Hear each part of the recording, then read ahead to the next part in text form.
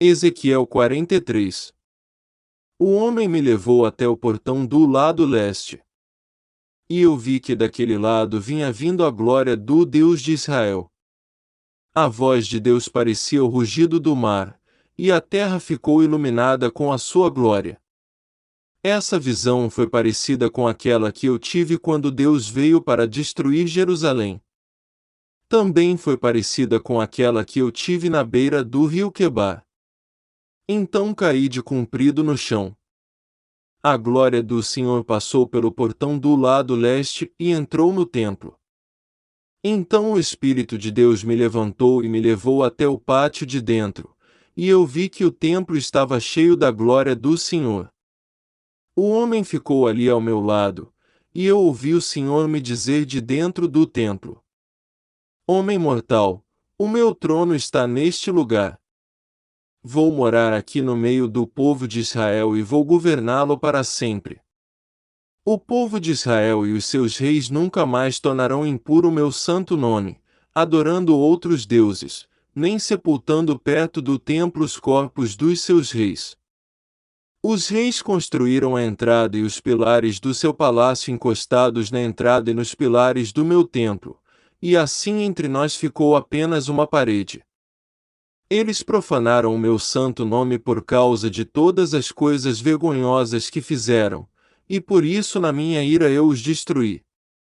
Agora, eles que deixem de adorar outros deuses e levem para longe os corpos dos seus reis. Se fizerem isso, eu viverei no meio deles para sempre. E o Senhor continuou: Homem mortal, fale com o povo de Israel a respeito do templo, para que eles estudem a sua planta.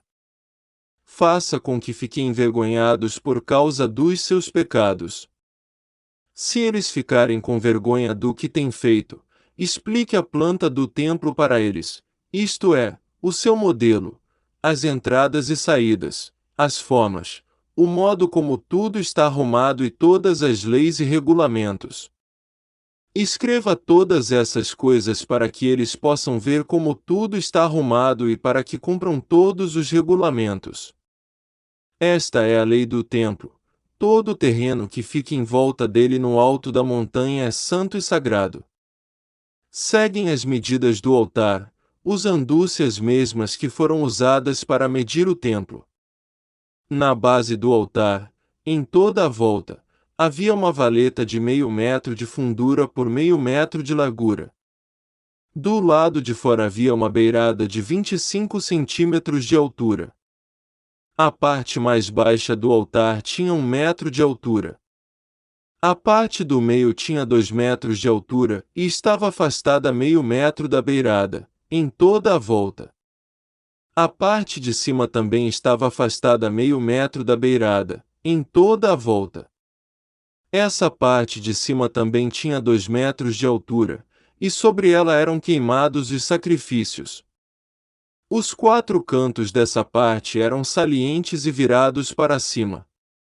A parte de cima do altar era quadrada, medindo 6 metros de cada lado.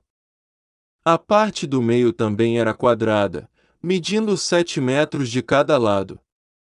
Em volta dela havia uma beirada de 25 centímetros de altura.